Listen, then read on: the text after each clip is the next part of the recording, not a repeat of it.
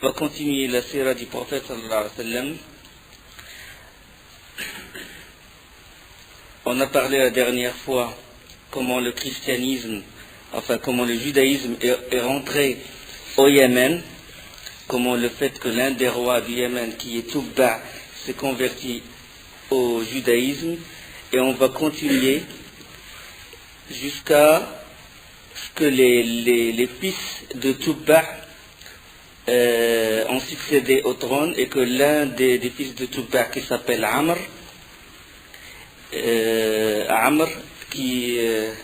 quand il est mort, ses enfants ou ses fils se sont disputés le trône. Et là, il y avait un conflit, vraiment un conflit social et politique au Yémen. Un brigand qui s'appelle Lo Khuna'a, il a profité de l'occasion et il s'est approprié le palais royal, et c'est lui qui commença à gouverner le Yémen, profitant du conflit social et de la division et de la divergence entre les fils de Rabi' ibn Nasr, qui était l'un des grands rois du Yémen. Alors là, quand il a gouverné, il était très injuste envers la population et tout le monde le haïssait. Là, l'un des enfants de Tubba c'est la famille royale, comme on a dit l'autre fois, que Kisra, on l'appelle Kisra la famille royale, où les rois, tout roi qui gouverne par exemple les Perses, on l'appelle Kisra, tout comme Qaysar, celui qui gouverne Rome, l'État chrétien. Et Najashi le Négus, c'est tous ceux qui gouvernent l'Abyssinie, côté de l'Éthiopie et côté de la Somalie. Et les Tubba, c'est ceux qui gouvernaient le Yémen. Alors, l'un des fils de Rabi' ibn Nasr, qui s'appelle Dounawas, il a réussi à s'infiltrer chez Lo Khuna'a, qui est le brigand qui a pris le pouvoir, et il l'a tué. Et le royaume est revenu de nouveau à la famille de Tubba. Alors, durant le règne de Dounawas, qui est l'un des fils de Rabi' ibn Nasr, c'est-à-dire l'un de la famille de Tubba, un événement arriva, un événement dans la région de Najran, c'est-à-dire Najran, c'est une région du Yémen, c'est une partie du Yémen. Alors, c'est un petit événement, mais il était à l'origine de beaucoup de grands événements qui se sont déroulés dans la péninsule. Il s'agit d'un moine vertueux qui était dans la religion de l'unicité, c'est-à-dire qu'il pratiquait le culte de l'unicité, le culte de Isa alayhi salam, parce que Isa alayhi salam c'est un musulman, et comme tout prophète, il a propagé la religion de Tawhid, qu'il ne faut adorer qu'Allah subhanahu wa ta'ala. La Trinité, la notion du Fils de Dieu et tout, ça c'est venu après, quand les fils d'Israël et les Romains et tout, ils ont falsifié l'évangile. Alors ce moine chrétien qui professe le culte de l'unicité, il est sorti du Sham, de la région de la Syrie, et il est allé prêcher, faire la da'wah. Il est allé en Afrique, et durant son trajet, une troupe de brigands l'a emprisonné, parce qu'il y avait des voleurs de route qui barraient le chemin des caravanes et tout. Bon, ils l'ont attrapé et ils l'ont vendu à un notable du Yémen, un riche du Yémen, et ce notable, il a emmené le moine avec lui à la péninsule. Il l'a emmené le moine, et puis ce moine, il s'appelait Fimioun, et devenu esclave chez cet homme. Durant la journée, il rendait service à son maître, et le soir, il pratiquait la religion et tout, il étudiait les livres qu'il a et tout. Et Allah subhanahu wa ta'ala lui a donné beaucoup de prodiges, c'est-à-dire les karamat. Et à chaque fois que le notable najranite, yéménite, rentre chez le moine Fimioun, il voit quelque chose qui l'émerveille, c'est-à-dire une lumière dans la chambre de Simeon. C'est-à-dire c'est un prodige qu'Allah subhanahu wa ta'ala a donné à cet homme vertueux. Ça c'est avant l'islam. Hein. Alors le maître il fut émerveillé, il lui dit c'est quoi ta religion? Et Simeon commença alors à lui parler de la religion, on ne dit pas christianisme, on dit la religion de Isa alayhi salam, la religion de l'unicité. Commença à lui expliquer et tout, mais après bon, le notable il a eu un moment d'hésitation, il a dit, comme toute personne, il ne peut pas rentrer dans la religion comme ça, il ne peut pas laisser sa religion originelle et puis rentrer dans une autre religion d'un seul coup. Bon, lui, il a eu un moment d'hésitation, puis Simeon, il lui a dit, si mon Dieu, Allah subhanahu wa ta'ala, il tue ton Dieu ou il l'extermine, est-ce que tu vas rentrer dans ma religion? Il a dit oui, je rentrerai dans ta religion. Si ton Dieu, ça veut dire que ton Dieu il est le plus fort et moi je vais adorer le plus fort.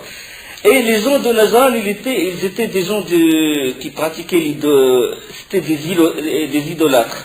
Et ils adoraient un arbre. Bon, c'est que le Yémen, il y avait de l'idolâtrie, mélange de l'idolâtrie, il y avait le judaïsme qui a été ramené par l'un des rois de Touba, on a parlé de ça, Rabi'a ibn Nasr qui est le premier qui a mis un vêtement sur le Kaaba et le premier qui a embrassé le judaïsme et l'a rentré au Yémen. Donc une partie était juive, une partie pratiquait le culte de l'idolâtrie, quoi. Il vénérait les statues, il vénérait les arbres, etc. Puis là, il a dit, Simeon, il a dit aux notables, rassemble les gens et tu vas voir ce que mon Dieu va faire de ton Dieu. Les gens ils sont réunis et tout. Le jour J, Simeon commençait à invoquer Allah subhanahu wa ta'ala et à lire les versets du livre saint. Puis Allah subhanahu wa ta'ala, il a envoyé une tempête. Bon, une tempête s'est déchaînée, puis il a brisé, il a brûlé carrément cet arbre. Et les gens de Najran, les gens qui étaient réunis autour de l'arbre, ils ont tous embrassé la religion du Messie, la religion de l'unicité. Après ça, il y a un événement aussi qui a suivi cet événement, c'est l'événement d'Abdullah ibn Tamir. Ça, beaucoup d'historiens en parlent aussi. On sait que Najran, il adorait les statues dans leur majorité. Ce Abdullah ibn Tamir, dans la région de Najran, Abdullah ibn Tamir, son père, il l'envoie étudier la sorcellerie. En général, les gens de la région de Najran, ils envoyaient leurs enfants pour étudier chez un sorcier. Et Simeon, il s'est installé dans la route entre Najran et là où habite le sorcier. Et ce Abdullah ibn Tamir, à chaque fois qu'il va, comme il va à l'école, quoi, étudier chez le sorcier, il passe à côté du Simeon, parce que Simeon, il a dressé une tente dans la route. À chaque fois, il passait à côté, il le regardait, il fut émerveillé par ses pratiques, quoi, ses adorations et tout, puis commença à lui demander qu'est-ce que c'est sa religion, puis il lui a parlé de la religion, et il a embrassé la religion du Messie, Abdullah ibn Tamir. Puis il a joué un grand rôle dans la propagation de la religion du Messie dans la région de Najran. Ibn Hisham, parce que bon, celui qui a fait Sirat du prophète sallallahu Ibn Hisham, il dit qu'à chaque fois que Abdullah ibn Tamir rencontrait un malade ou un infirme, il lui disait « Si tu veux que j'invoque Allah pour qu'il te guérisse, et tu rentres dans la religion d'Allah », et là, c'était sa façon, quoi, de propager. Allah subhanahu wa ta'ala lui a donné un prodige. Ça, c'est d'après Ibn Hisham, qu'il invoque Allah pour les gens, pour qu'Allah les guérisse. Et puis les gens, ils embrassent, quoi, sa religion, quoi. Et puis Dounawas, qui est le roi Touba, qui est le roi du Yémen, il était vraiment intrigué par la grande propagation de la religion du Messie. Il a appelé Abdullah ibn Tamir et il lui a dit Il l'a convoqué, il a dit: tu as sapé mon autorité dans la ville et tu as contrarié ma religion et celle de mes ancêtres. Je vous infligerai un châtiment, un grand châtiment. Abdullah ibn Tamir lui a dit: vous ne pouvez pas le faire. Là, il a donné l'ordre à ses armées et tout de torturer Abdullah ibn Tamir. Ils l'ont emmené au sommet d'une montagne, ils l'ont mis la tête en bas et les pieds en haut, puis ils l'ont jeté. Il est tombé, s'est mis debout, rien, il n'y a pas, sans aucune égratignure et tout. Puis ils l'ont ramené chez Dounawas. Il a dit: vous ne pourrez jamais me tuer, qu'au nom d'Allah. Là, il a encore donné l'ordre de l'envoyer dans un endroit, une mer, un endroit de la mer où on jetait les condamnés à mort. À chaque fois qu'on jette quelqu'un, il ne sort pas vivant. Ils l'ont jeté, il est sorti indemne. Ils l'ont ramené. Puis il a dit, finalement l'enfant, il a dit à Dounawas: vous pourrez me tuer que par un seul moyen. Un seul moyen. Le seul moyen que vous pouvez utiliser, il a dit lequel? Il a dit: c'est que vous prenez mon arc et mes flèches et que vous dites, vous réunissez les gens et vous dites: au nom d'Allah, Dieu de l'enfant, parce qu'il était encore très jeune, Dieu de l'enfant, et là, vous me lancez la flèche et la flèche va me tuer. Vous réunissez les gens, vous dites: Bismillah, Rabbil Ghulam.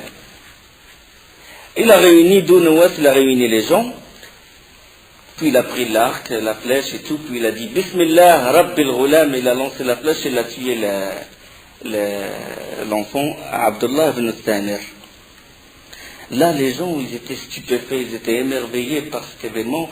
Ils ont dit: comment ça se fait qu'il le tue, qu'il n'a réussi à le tuer qu'au nom d'Allah. Ni ses armées, ni son pouvoir n'a fait quoi que ce soit. Il n'a réussi à le tuer qu'au nom d'Allah subhanahu wa ta'ala. Ils étaient très étonnés et ils sont rentrés dans la religion d'Abdullah ibn Tamir, dans la religion du christianisme original qui prêche l'unicité, la religion du Isa ibn Maryam. Là, Dounawas, il s'est mis en colère. Il s'est mis en colère, il a dit: comment ça se fait, tu sais, vous savez, comme les Tawarites et tout, quand les gens, comme Pharaon aussi, la même chose, quand les gens, les sorciers, ils sont soumis à la religion de Moussa alayhi salam. Il a dit: vous êtes rentrés dans ma religion sans que je vous l'autorise. De même, pareil, il a dit: vous êtes rentrés dans la religion de Moussa alayhi salam sans que je vous l'autorise. Et il a dit pareil, il a dit: vous êtes rentrés dans la religion de Abdullah ibn Tamir sans que je vous l'autorise. Il a dit: ou bien vous sortez de cette religion, ou bien je vais vous tuer. Et ils ont refusé. Il a creusé des tranchées, des fosses, c'est ce qu'on appelle en arabe l'ukhdud. Il a creusé des tranchées, il a ramené le bois et tout, puis il a allumé le feu. Il a alimenté toutes les fosses par le feu. Et il a menacé les gens de les jeter s'ils ne sortent pas de cette religion. Les gens, ils ont refusé. Cette histoire, cette grande scène, Allah subhanahu wa ta'ala, il en parle dans le Coran. Et le prophète sallallahu alayhi wa sallam, il en parle aussi. Dans le hadith, dans le Bukhari et Muslim, il en parle aussi. Quand Dounawas a creusé les fossés et tout, il a allumé le feu, il a jeté les gens, et ils étaient 20 000 qui ont embrassé la religion du christianisme original. Il les jetait. Vous sortez de votre religion? Non, il les jette. 20 000. Le prophète sallallahu alayhi wa sallam, il parle même d'une mère, et il avait son bébé. Et elle a hésité, elle a peur pour elle, tu sais, l'amour que la mère elle porte pour son enfant. C'est, Allah, c'est une grande miséricorde. Et là, Allah subhanahu wa ta'ala, il a fait parler le bébé, et le bébé il a parlé à sa mère, et il lui dit: maman, jette-toi dans le feu, parce que c'est le paradis qui t'attend. Ça c'est dans le hadith, c'est dans le Bukhari et tout. Regardez jusqu'à quel point les gens ils ont sacrifié. Abdullah ibn Tamir, comment il s'est sacrifié pour la da'wah, pour que la vérité parvienne aux gens. Cette scène, Allah subhanahu wa ta'ala, il en parle dans le Coran. Il dit وَالسَّمَاءِ ذَاتِ الْبُرُوجِ وَالْيَوْمِ الْمَوْعُودِ وَشَاهِدٍ وَمَشْهُودٍ قُتِلَ أَصْحَابُ الْأُخْدُودِ النَّارِ ذَاتِ الْوَقُودِ إِذْ هُمْ عَلَيْهَا قُعُودٌ وهم على ما يفعلون بالمؤمنين شهود وما نقموا منهم إلا أن يؤمنوا بالله العزيز الحميد. Je traduis par le ciel aux constellations. Ça c'est qasam Allah subhanahu wa ta'ala. Parce qu'Allah subhanahu wa ta'ala il jure par ses créatures. Chose que l'être humain il ne doit pas jurer que par Allah. Il dit par Allah, il ne jure pas, il ne dit pas comme ils disent au Rasoul a dit et tout, tu vois. Tu vois, quand ils jurent sur quelque chose, ils ne jurent pas sur Billah. Allah subhanahu wa ta'ala il dit par le ciel et les constellations, et par le jour promis, et par le témoin, et dont on témoigne, périssent les gens de l'Ukhdud. L'Ukhdud, ça veut dire les fosses qui étaient alimentées par le feu par Dunawas. Périssent les gens de l'Ukhdud par le feu plein de combustible, cependant qu'ils étaient assis tout autour, c'est-à-dire Dunawas et ses notables, quoi, et ses soldats. Ils étaient ainsi témoins de ce qu'ils faisaient des croyants, à qui ils ne leur reprochaient que d'avoir cru en Allah, le puissant, le digne des louanges.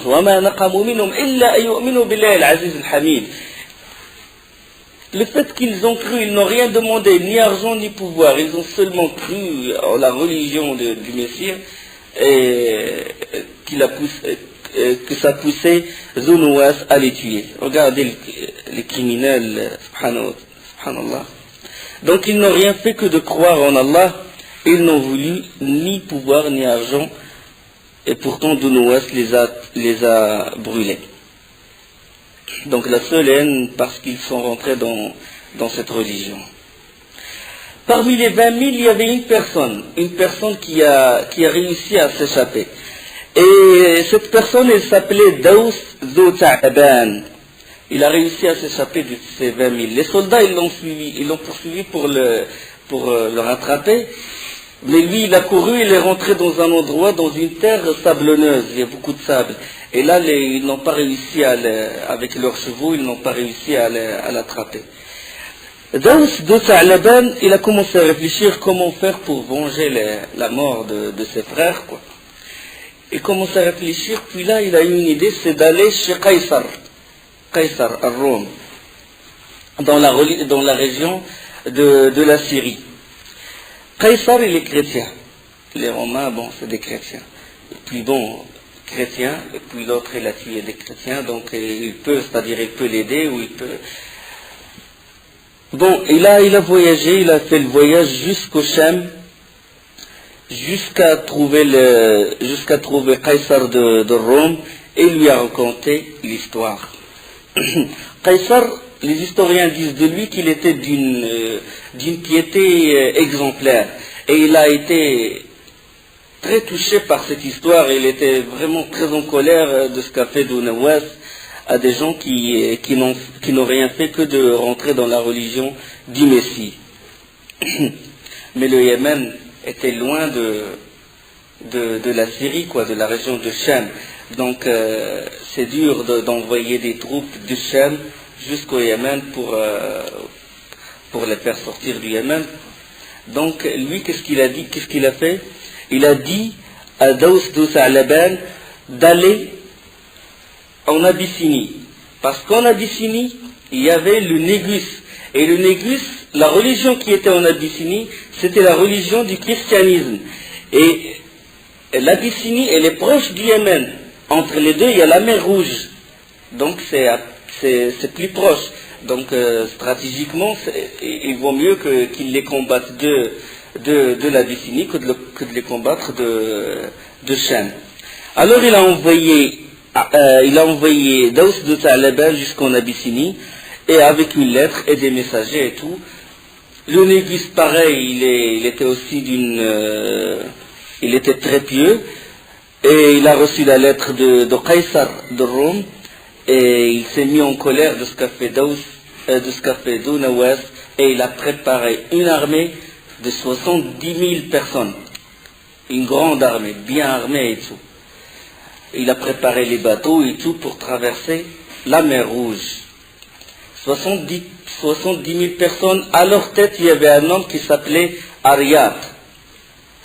Ils sont rentrés au Yémen, le combat il fut déclenché, et là il y a l'armée du Yémen, elle a été mise en déroute. L'armée elle a été mise en déroute, mais Dounawas, avec la fierté, parce que les Yéménites c'est des Arabes et tout, ils l'ont suivi, l'armée de l'Abyssinie, ils l'ont suivi. Lui, il n'a pas voulu se livrer. Il est rentré dans la mer avec son cheval, ils l'ont suivi, il s'est noyé. Il a préféré la noyade que ses ennemis le tuent. C'est signe de la fierté des Arabes. Bon, l'Abyssinie, le Négus, il a réussi à s'approprier ou à occuper le Yémen. Et le Yémen, il est devenu de religion chrétienne. D'accord? Le Yémen, la religion qui était vraiment majoritaire dans la région du Yémen, c'était le christianisme, puisque c'est l'Ahbash, c'est-à-dire les gens de l'Habasha, de l'Abyssinie, ont conquis le Yémen. Et ça, c'est la réalisation du rêve de Rabi' ibn Nasr. On en a parlé dans le cours dernier. On a parlé dans le premier cours du rêve de Rabi' ibn Nasr quand il a consulté les devins, il a consulté les charlatans et tout, puis ils lui ont dit que les Abyssins ils vont conquérir ton pays. Et là, le rêve s'est réalisé. Ils lui ont dit dans 60 ou 70 ans, et son rêve s'est réalisé. Les Abyssins ont régné sur le Yémen.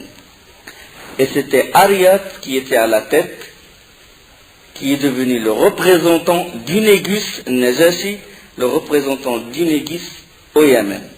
Mais Ariyat, il était très injuste envers les gens.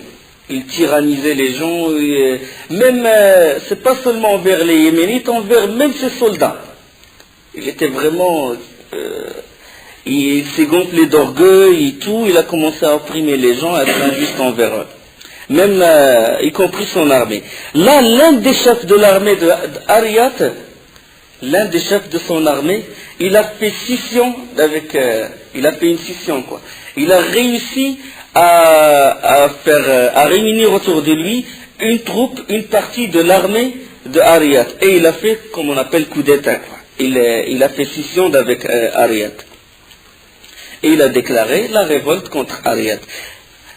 Alors, les deux armées, ils se sont mis face à face. Il y avait deux armées carrément. Pourquoi ils ont fait scission? Parce que Ariyat, il les opprimait et tout. Puis il y avait deux armées. À la tête d'une armée, il y a Ariyat, et à l'autre armée, il y a une personne qui s'appelle Abraha. Et c'est lui qui a fait cette scission, c'est lui qui a fait cette révolte. Il s'appelle Abraha. Les deux armées se sont confrontées, et alors là, Abraha, il a demandé à Ariyat de négocier. Ils ont ôté leurs armes, et puis ils se sont confrontés tous les deux, puis il lui a dit, à quoi ça sert d'exterminer nos deux armées? On va s'entretuer, on va donner l'occasion aux Yéménites de régner de nouveau. Il a dit, Ariyat, il a dit à Abraha, quelle est la solution? Il a dit, on se bat tous les deux. On épargne les deux armées, on règle nos comptes tous les deux. Il a dit d'accord. Et le combat, au lieu d'être entre deux armées, il s'est transformé en combat entre deux hommes. Hein? Ariyat, avec son arme, il a frappé et il a frôlé la tête de Abraha, mais il a coupé son nez. Et c'est pour ça qu'on l'appelle Abraha al-Ashram. L'Ashram, c'est-à-dire dont le nez est coupé. Mais après, Abraha, il a réussi à lancer son arme et tout, et à tuer Ariyat, et puis toutes les deux armées, elles se sont réunies, et c'était Abraha qui a régné après. C'était lui qui est devenu la tête des armées et c'est lui qui est devenu le gouverneur, si vous voulez, de Yémen. Mais l'information, il est parvenu au Négus. Le Négus, il ne savait pas ce qui se passait. Qu'est-ce qui se passe? Abraha, il a tué Ariad. Comment ça se fait que l'un de ses soldats, il tue son représentant au Yémen et comment ça se fait qu'il déclare une révolte et tout? Alors là, le Négus, il s'est mis en colère, il a dit, je vais me venger. Et il a juré, il a fait un qasam, un serment, de rentrer au Yémen, de piétiner la terre du Yémen et de ne revenir que si il enlève les cheveux de Abraha, signe d'humiliation. C'est-à-dire il rentre au Yémen, il piétine la terre du Yémen, et il prend Abraha, et puis il lui rase ses cheveux, parce que pour vraiment lui montrer qu'il est sous le Négus. Alors là, l'information est parvenue à Abraha, comme quoi le Négus se préparait pour entrer au Yémen et tout. Il a eu peur, parce qu'il n'a pas de pouvoir. Il n'a pas de grand pouvoir devant l'Abyssinie et tout. Puis lui, il appartenait à l'armée du Négus. Il a eu peur et tout. Et qu'est-ce qu'il a fait? Il a rempli un sac de sable, de terre du Yémen, et il s'est coupé les cheveux. Il a mis tout, il a envoyé un messager avec toute la marchandise, et il l'a envoyé au Négus. Il a dit, Ya Abraha, bararta bi qasamik. Ya Najashi, bararta bi qasamik. Au Négus, vous avez tenu votre serment. Voilà la terre du Yémen, piétine-la, et voilà mes cheveux en guise de soumission. Et je n'ai fait ça que parce que Ariad nous a opprimés, et moi je me dévoue à vous, et je suis votre serviteur, et tout, et paroles d'éloge, etc. Le Négus s'est calmé quand il a reçu le message. Il a dit, de toute façon, à quoi ça sert d'envoyer encore des troupes et tout, puisque celui-là, Abraha, c'est mon allié, c'est mon serviteur, donc le problème, le malentendu, s'est apaisé. Mais alors, Abraha, il n'était pas encore satisfait. Il avait toujours la crainte. Il avait peur que le Négus lui fasse quelque chose. Alors, pour vraiment attirer les grâces, du Négus, qu'est-ce qu'il a fait? Il a bâti une église, une grande église. J'ai vu dans certaines versions de la Sira qu'il a été même décoré avec le marbre du palais de la reine de Saba, l'époque de Sulayman alayhi salam. Il a été embelli toute une grande église. Et puis il a envoyé au Négus, Abraham a envoyé une lettre au Négus, il a dit, j'ai bâti pour vous une grande église, un grand temple, il représente le christianisme, et je vais appeler les Arabes, tous les Arabes, les tribus arabes, à venir faire le pèlerinage dans cette église. Bon, la lettre, après qu'est-ce qu'il a fait? Il a envoyé à différentes tribus, il leur a envoyé des lettres, comme quoi vous venez faire votre pèlerinage dans cette église. Là, une personne qui fait partie de ce qu'on appelle Ahlul Nasi, les gens de Nasi. Je vais expliquer ce que ça veut dire Nasi. Nasi, ça veut dire retardé. Retardé. Et ces gens de Nasi, ils se nomment gens de Nasi, ils vénéraient beaucoup la Kaaba. Ils ont beaucoup c'est-à-dire la Kaaba dans leur cœur. On sait que la Kaaba est dans le cœur des gens mécréants musulmans, il a une grande place. Même à l'époque de la Jahiliya et tout, les kuffars de Quraysh, ils vénéraient beaucoup la Kaaba. Ils sont battus pour l'avoir, pour avoir l'honneur de donner à boire aux pèlerins, l'honneur de donner à manger aux pèlerins. Donc ces gens de Nasi, ils vénéraient beaucoup la Kaaba. Là, je vais m'arrêter, je vais ouvrir une parenthèse et après je vais revenir à ce Nasi. Je dis qu'Allah subhanahu wa ta'ala, quand il a guidé les gens à la religion de l'islam de Ibrahim alayhi salam, Ibrahim il est musulman, de Ibrahim, après avec le temps, le savoir il fut oublié. Quand Ibrahim il a fait sa da'wa et tout, les gens sont rentrés dans la religion de l'unicité, tawhid et tout, le savoir après le temps, Tout comme à chaque fois qu'Allah subhanahu wa ta'ala il envoie des prophètes, et puis que le savoir il fait oublier, et qu'il y a des meneurs à l'égarement, et puis les gens commencent à faire des innovations, des bid'ah sans base de religion. Alors là le savoir il fait oublier par le périssement des savants, par le départ des savants, la mort des savants. Mais pourtant les Arabes ils ont gardé certaines traces de la religion d'Ibrahim et Ismaïl. Par exemple, le tawaf autour de la Kaaba, al-sa'i, l'aller-retour entre le Safa et le Marwa, al-talbiya, labbaik Allahumma labbaik, jusqu'à ce qu'Amr, on a parlé qu'Amr ibn Luhay al-Khuza'i, il a ajouté la talbiya du shirk. Donc, parmi ces traces de la religion de Ismaïl alayhi salam, il y avait ce qu'on appelle le respect des mois sacrés. Les mois sacrés, on les connaît. On est dans un mois sacré. Dhul Qa'da, Dhul Hijjah, Muharram et il y a Rajab. D'accord? Allah subhanahu wa ta'ala يقول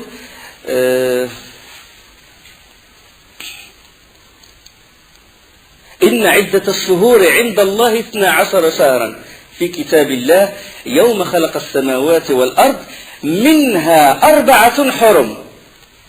Parmi les mois, il y avait 4 mois qui sont sacrés. Allah subhanahu wa ta'ala dit le nombre des mois auprès d'Allah est de 12 mois dans la prescription d'Allah. Le jour où il créa les cieux et la terre, 4 d'entre eux sont sacrés. Telle est la religion droite. Durant ces mois, ne faites pas de tort à vous-même, combattez les associateurs sans exception, comme ils vous combattent sans exception, et sachez qu'Allah est avec les pieux. Dans Surat Bara'a. Donc il y a 4 mois sacrés à respecter. 4 mois où il ne faut pas faire le combat. Il ne faut pas transgresser. Les péchés, ils sont multipliés durant ces mois. Ça, c'est une leçon à prendre. De même que les bonnes actes, les bonnes œuvres, la récompense, elle est multipliée. On a parlé de ça aussi. Les 2 jours de Dhul Hijjah, que l'acte, il est très récompensé, etc. Donc, ces mois, ils sont sacrés jusqu'à maintenant. Depuis la religion d'Ibrahim, alayhi salam. 4 mois. Il ne faut pas faire le combat, il ne faut pas transgresser, c'est-à-dire il ne faut pas transgresser ces mois, il ne faut pas être injuste envers des gens, il ne faut pas déclencher le combat, les mois sacrés. Il est autorisé de se défendre, mais il n'est pas autorisé d'attaquer. Il ne faut pas attaquer comme ça à l'improviste quelqu'un, déclencher le djihad ou attaquer quelqu'un durant ces mois-ci. Et les Arabes, ils ont respecté ça. Durant les mois sacrés, ils ne font pas de combat. Sauf les historiens, ils ont dit que il y a 5, que les Arabes, ils ont transgressé 5 fois. C'est ce qu'on appelle Harb al-Fujar, où ils ont attaqué durant les mois sacrés. 5 fois. La 5e fois, le prophète sallallahu alayhi wa sallam, il était vivant quand il y avait le 5e, c'est-à-dire avant la prophétie.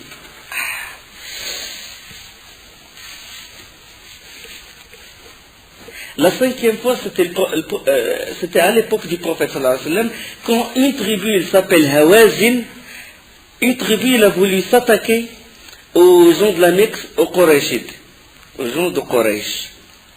Et le prophète sallallahu alayhi wa sallam, il a participé à cette guerre. Il est autorisé de se défendre. Ça, c'est avant la révélation. Et il a dit, même dans un hadith authentique, il a dit, Kuntu anbulu li a'mami fi harb al-Fujar. C'est-à-dire, je donnais les flèches à mes oncles dans la guerre de Fujar, c'est-à-dire quand Hawazin, il s'est attaqué durant le mois sacré au Quraysh. D'accord? 2 explications. Soit qu'il donnait les flèches, soit qu'il défendait ses oncles. Ça veut dire que le prophète sallallahu alayhi wa sallam, il était déjà préparé au combat alors qu'il avait, dans une version magique, il avait 14 ans à cette époque. C'est-à-dire il était déjà préparé avant la révélation au combat, au djihad, à la stratégie de guerre, etc. Comme j'ai dit, les Arabes, ils ne s'entretuaient pas durant ces guerres, ces mois sacrés.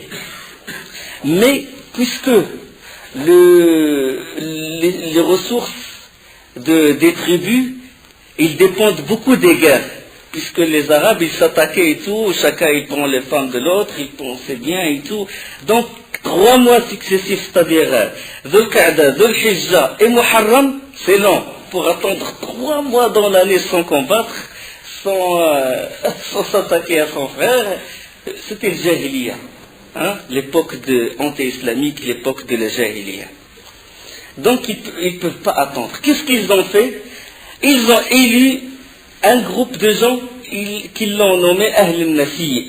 C'est des gens qui vénéraient la Kaaba et ils leur ont dit, voilà, vous avez le droit de changer le mois de Muharram, vous le reportez à Safar. D'accord? Vous avez le droit de les changer. C'est-à-dire, au lieu d'attendre 3 mois, ils vont attendre 2 mois. Dhul Qa'da, Dhul Hijjah, et ça va plus être Muharram, ça va être Safar. Comme ça, ils auront le droit de combattre et tout. Ou de se venger parce que les guerres, ils sont entretués parce qu'il y a la vengeance, c'est ce qu'on appelle tsar. La famille de tel a tué la famille de tel et ils ne peuvent pas attendre 3 mois. Donc 2 mois. Les gens de Nassi, ils avaient le droit, durant le pèlerinage, ils disent voilà, ce mois-ci, le mois prochain, c'est plus Muharram, c'est Safar. Alors tous les Arabes, ils obéissent à cette législation. Un statut. Allah subhanahu wa ta'ala dit innama an-nasi'u ziyadatun fil kufr. Le nasi, c'est un surcroît de mécréance. Un surcroît, c'est-à-dire mécréance, ça peut mécréance. Parce que comme j'ai dit, nasi, c'est retardé, reporté. Donc eux, ils reportent. Allah subhanahu wa ta'ala يقول إنما النسيء زيادة في الكفر يضل به الذين كفروا يحلونه عاما ويحرمونه عاما ليواطئوا عدة ما حرم الله فيحلوا ما حرم الله زين لهم سوء أعمالهم والله لا يهدي القوم الكافرين. Allah subhanahu wa ta'ala dit le nasi est un surcroît de mécréance. Par là, les mécréants sont égarés. Une année, ils le font profane, et une année, ils le font sacré. Afin d'ajuster le nombre de mois qu'Allah a fait sacré, ainsi rend-il profane ce qu'Allah a fait sacré. Allah, il a fait que le mois de Muharram, il soit sacré, et eux, ils le transforment en un mois profane où il est autorisé de s'entretuer. Leurs méfaits sont enjolivés, et Allah ne guide pas les gens mécréants. Ainsi rend-il profane ce qu'Allah a fait sacré. Yuhilluna ma harram Allah. Regardez, il légifère. Allah, il interdit quelque chose et eux, ils l'autorisent. Donc, ça, on les appelle les gens de Nasi. Revenons à notre histoire, c'est-à-dire la personne qui fait partie du groupe de Nasi. Alors, c'était un homme où la Kaaba, il a une grande place dans son cœur.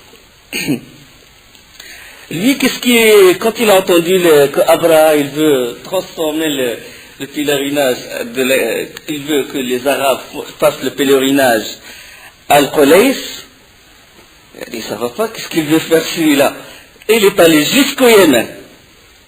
Et il s'est infiltré comme ça, il est rentré dans Al-Qulays.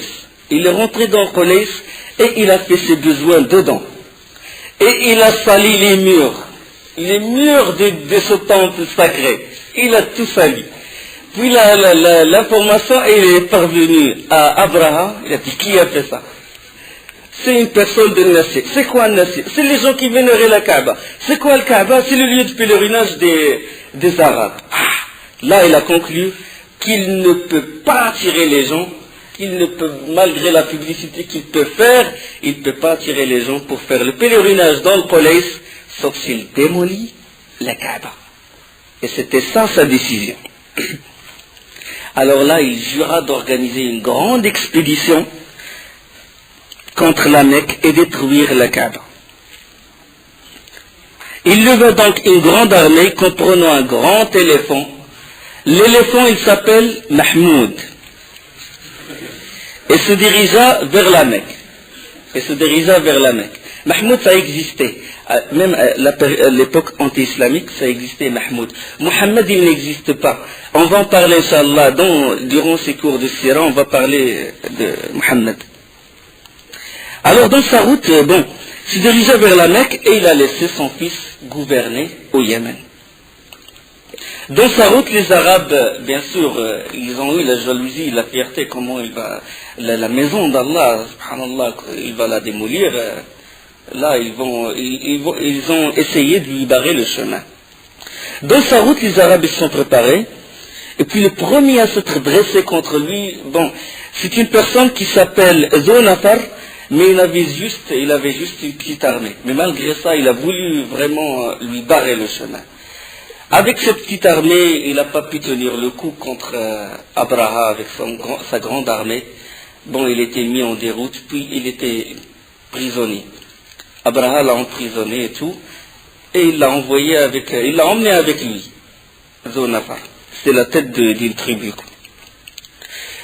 De même, une autre tribu qui s'appelle une tribu de Khut'um, et à sa tête, Nufayl ibn Hubayb al-Khut'umi. Il a préparé aussi une armée, mais aussi il n'a pas pu résister.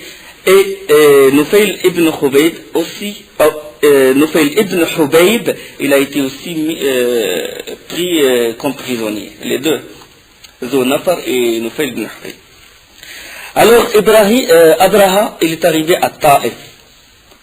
Taïf, la tribu de Taqif. La région s'appelle Taïf et la tribu s'appelle Taqif. Il n'est pas encore, c'était du nord vers la Mecque. D'accord? Alors Taqif, la tribu de Taqif, il a eu peur. Il a dit, nous, il n'y a pas de problème entre nous et vous.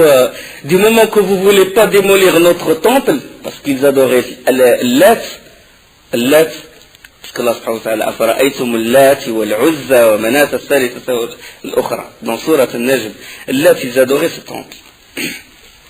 Du moment que vous ne voulez pas du mal à notre temple, on vous laisse passer sans problème. Et pour vraiment montrer notre allégeance et notre respect, on va envoyer quelqu'un avec vous pour vous montrer le chemin, un guide. Et un homme c'est pris quoi, c'est mis volontaire. Cet homme il s'appelle Dhurughal. C'est une personne de la tribu de Taqif. Il a dit, moi je vais vous montrer le chemin de la Mecque. Dhurughal, dans le trajet, c'est-à-dire entre le Taïf et la Mecque, Dhurughal est mort dans le trajet. Il est mort et il a été enterré dans la route. Et sa tombe, il est devenu un milieu de lapidation par les Arabes à l'époque de l'anté-islam. Pourquoi? Parce que c'est un traître. Un lieu de lapidation. Jusqu'à maintenant, on dit de quelqu'un traître, on dit Dhurughal. Les Arabes, pas la région du Maghreb, mais Arabie Saoudite et tout, quand quelqu'un est traître, ils disent Dhurughal. Dhurughal. Signe de trahison, pourquoi il a montré aux ennemis de la Kaaba, il leur a montré la Kaaba. Alors, arrivé à la bordure de la Mecque, les gens de la Mecque, ils laissaient leurs troupeaux, leur bétail, paître aux bordures de la Mecque. Là, les soldats du Négus, ils se sont appropriés le bétail. Le bétail était à la bordure et tout, ils l'ont pris. Ils ont pris le bétail, et parmi ce bétail, il y avait 200 chameaux qui appartenaient à Abd al-Muttalib. Et c'était Abd al-Muttalib qui était le chef incontesté de la Mecque. Là, les informations sont parvenues aux habitants de la Mecque, et Abd al-Muttalib, il a envoyé pour voir Abraha. Et là, Abraha, il a refusé, de toute façon, Abraha, il a refusé de parler à un arabe de la Mecque. Là, Abd al-Muttalib, il commence à chercher un moyen pour voir Abraha, et il est allé voir Zonafar, le prisonnier. Il lui dit, est-ce qu'il y a un moyen de voir cette personne? Bon, Zonafar, c'était un arabe, Abd al-Muttalib arabe. Il a dit, est-ce qu'il y a moyen de voir Abraha l'Abyssin? Il a dit, je ne peux pas faire l'intermédiaire, mais durant le trajet, durant ce voyage du Yémen jusqu'à la Mecque, entre deux nafar et la personne responsable de l'éléphant, il y avait une sympathie, une compagnie, durant ce trajet-là, durant cette expédition. Bon, il s'est tissé une bonne amitié entre deux nafar et la personne responsable de l'éléphant. Et la personne responsable de l'éléphant, elle est très respectée dans l'armée et tout. Et il s'appelle Oneis. Et Donafar, il a dit, je vais parler à Oneis, c'est lui qui va faire faciliter pour parler entre le chef de la Mecque et le chef du Yémen. Alors là, Oneis, il a fait l'intermédiaire, Abraha, il a accepté, et Abdel Muttalib est rentré. Abdel Muttalib il est rentré pour voir Abraha. Et Abdel Muttalib, il avait ce qu'on appelle maintenant un charisme, et il est très charmant. C'est-à-dire toute personne qui le voyait, il le respectait.